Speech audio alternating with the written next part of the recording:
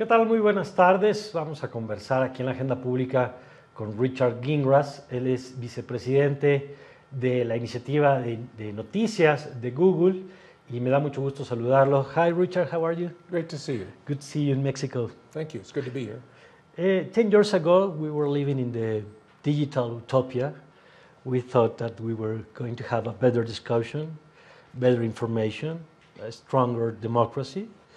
But the truth is that now we have to deal with fake news, a post-truth world, trolls, and if you want to share your thoughts in social media, you need a knife to handle all the answers. Yes. What happened? Well, what happened, I think, is this. Look, the internet put a printing press in everyone's hands. Mm-hmm. In many regards, if you support open free expression, that's an extraordinary thing. In the United States, we have the constitutional First Amendment with regard to free expression. The internet is the full embodiment of that. In many ways, the internet has been absolutely extraordinary. It's provided knowledge and information to people who couldn't previously not get access to that information, medical information, market information, all kinds of information. YouTube videos to tell you how to fix the plumbing in your house. It's extraordinary. I don't think any of us would want to spin back the clock on that.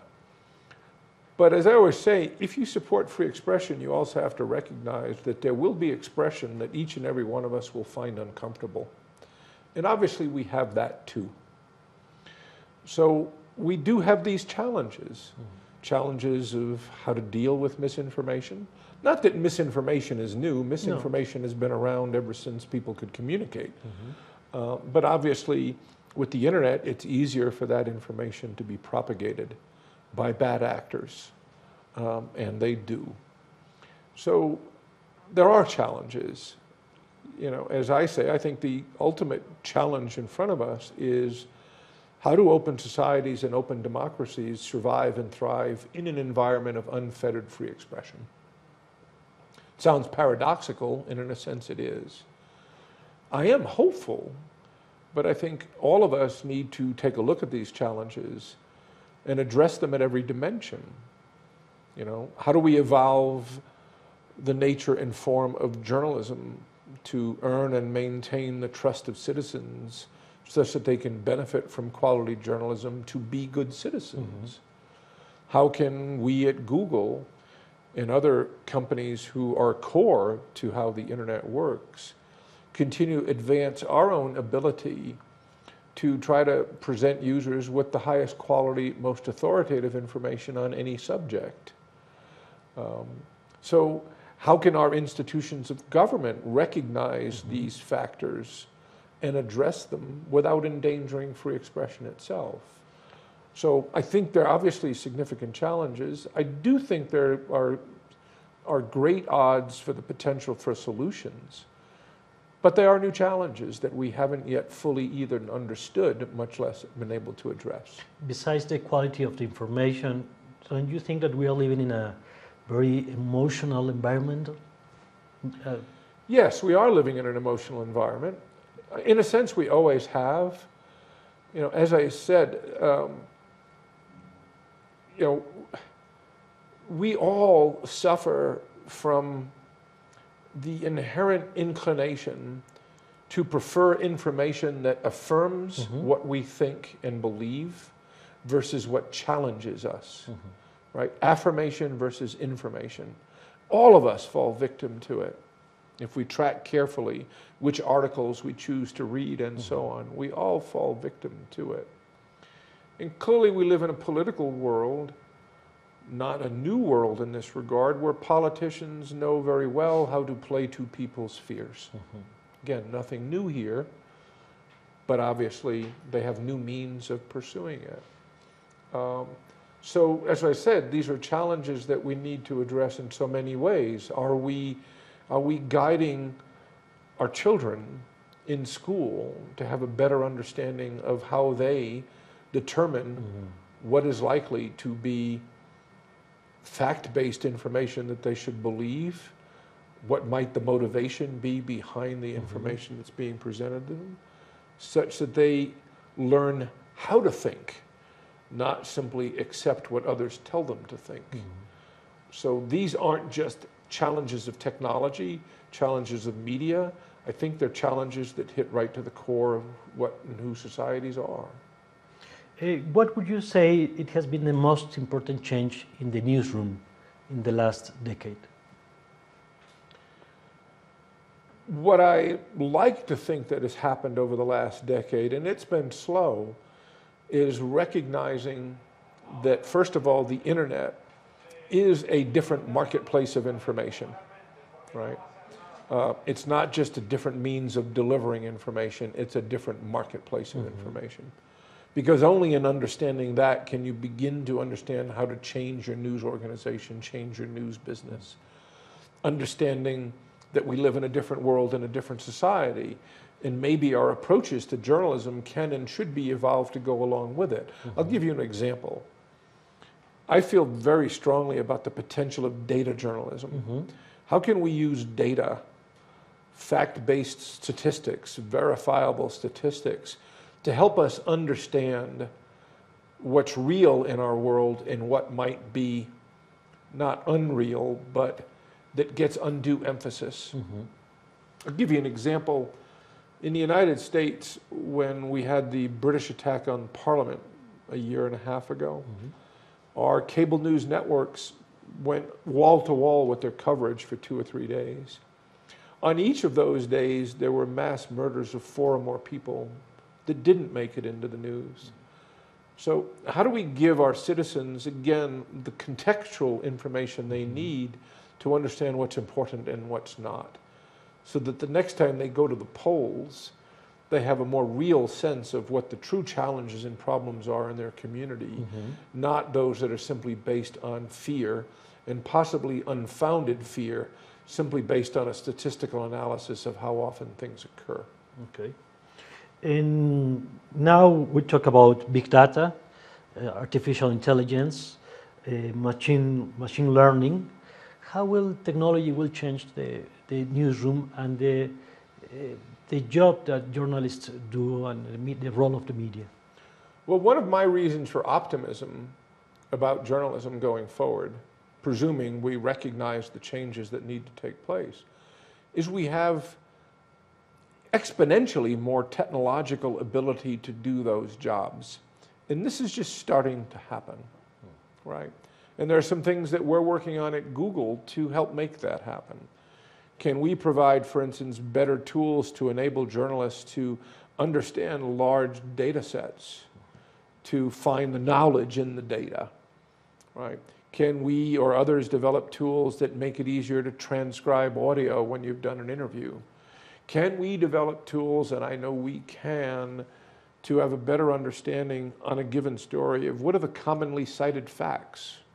It doesn't necessarily mean they're true, but they've been cited by many entities, such that I understand what's already been reported, what has been accepted as consensus, and what maybe I can do to provide greater context around that story. I think these things are all extremely important, particularly as news organizations seek to understand what's the value they're providing to their audiences. And as you know, increasingly, I expect we'll see that news organizations, high-quality news organizations, are going to need subscription revenue. They're going to need people to pay for what they do or support what they do with contributions, which I think can be a very healthy thing because it makes you, in a sense, more responsive to the audience. But it does mean you have to understand what value you provide. And if what value you're currently providing is just Me Too coverage of what everyone else is doing, then the value proposition isn't there. You know, as I said, you know, we announced and provide tools to drive subscriptions, subscribe with Google. But as I said from the beginning, these are just tools. Tools don't change the dynamics of the marketplace. Either you're offering something of value that people are willing to pay for, or you're not. You speak with the journalists all the time. Do you feel they are excited or they are concerned about the future? I'm sure there's a mix in the same people. I feel that myself. I have both great concerns about the future and I have great optimism about the future. And honestly, I think you wouldn't be a fully intelligent being if you couldn't hold those thoughts in your head at the same time, right? We live in a different world. Every one of us is consuming information in new and different ways beyond which we have ever consumed before. We're forming opinions in different ways as societies, as cultures.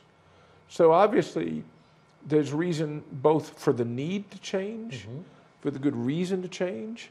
And I think those who understand that and are willing to explore change, to experiment, to take risks, can both be excited at the same time that they might be daunted by the prospects. We have been talking about the work of journalists, but now we will talk about the public. We speak with our devices all the time, and eventually I think that we will be talking with our personal assistant as we speak with a person. How this will change the way that we consume news? I think it can be both helpful, but I think there are also cautions we should have. Personalization, a personal assistant with news, can be very powerful in the following ways. It can help me obtain information about areas that I'm interested in without spending a whole lot of time looking to find them. Or yes. Right? I'm a woodworker. I like finding new information about woodworking. It can help me. It can help me by giving me information that I didn't know. As these systems become smarter, they should know what does Richard already know versus what he doesn't know, and help me identify and what that. he needs to know. And what he needs to know. That, I think, is all very powerful. I think the caution that we all have to have, and I know we consider it in our work at Google, is how do we make sure to not go so far with personalization that we're simply putting you in an information silo, right? Telling you just what you want to know, just about the things that you're interested in. So that's a risk. I'm not super concerned about that risk if we all look to do the right thing. And interestingly, one of the things I always say when I talk to our engineers who are doing personalization systems is, you know what I'm interested in? I'm interested in things that I don't know. I'm interested in the subject that you've never seen me read anything about, right? If you've ever subscribed to, a publication, say like the New Yorker in the United States, right? You find yourself reading articles about the most arcane subjects, but because they're written so well and they delve so interestingly in the subject, you say, that's wonderful. It's that kind of spontaneity. But there too, I think, as we understand personalization, as the system becomes to have a better understanding of who I am, then it can also be good at being serendipitous, right? Because we know a lot about Richard. We know how Richard is also like these other people. And by the way, these other people have some slightly different interests that might be of interest to Richard. So, I generally feel much more positive about it than negative, by far. But I think we need to be cautious. I think we need to guide people on what is being personalized for them. I think we need to guide them in why it's being personalized. And I think we need to give our users the ability to control it. Okay. In the past, the relationship between Google and the media, it hasn't been a honeymoon, at least not all the time. What's the relationship right now, and how do you think that will work in the future? I think the relationships are much, much better. I know, speaking from Google's perspective, we have spent a lot of time over the last 5 years changing how we interact with the news industry, being more collaborative. I don't feel I'm the best to score that card. I'd rather hear publishers tell me whether it's better or different. I think we have increasingly understood how to be honest with each other. One thing of late that I have been quite vocal about is the incorrect assumption that Google was the cause of the disruption of news, because I just think it's not based in fact, right? The internet happened. The internet created a vast marketplace of information and services. It changed human behavior, and we can see that through our own daily behaviors, right? When I was 16 and my dad wanted to buy me a used car, he went to the classifieds of the newspaper. When I wanted a job after college and I was in Washington, I went to the classifieds of the Washington Post, right? When my mom wanted a recipe for Sunday dinner, she went to the food section of the paper. All these behaviors have changed, right? And I ask anyone, I ask you, if you had to buy a used car for your kid today, where would you go? You wouldn't go to the classifieds, you'd go to an online marketplace, of which there are many. So I think it's very, very important that we be honest with ourselves about how the disruption occurred and why. And again, we have many good reasons to do what we do and make sure there's a healthy ecosystem, and I can talk about that. But to me, it's very dangerous to plan the future of news and the evolution of news based on a broken understanding of the past. So we also have to be honest with each other about these challenges and issues and where they came from and where not. As I said, we have a strong interest in a healthy ecosystem for news, and it's not just because we think it's a good idea, and it's not just because we want to make friends with publishers. It is intrinsic to our businesses. Google search is still the foundation of our business. Billions of people use it every day. They come to us for answers. They come to us for articles that have the answers in them. We can only do that if there is a healthy ecosystem of knowledge out there. Our ad technologies, which are used by 2 million publishers around the globe, and last year generated $12.7 billion for those publishers, those systems are only successful to the extent that publishers are successful out on the open web. Our platform is the open web. And so we have intrinsic, deeply, in a sense, self-interested reasons for wanting to make the ecosystem healthy. I like to think we're making progress. I believe we're making progress. It won't happen overnight. These are dramatic changes that will be addressed slowly and individually by publishers around the world. But I do see great signs of success going forward, which obviously is something that we want to fuel even further. Well, thank you, Richard. It's always good to talk to you. Thank you. Always a pleasure. Thank you. Continuamos con la agenda pública.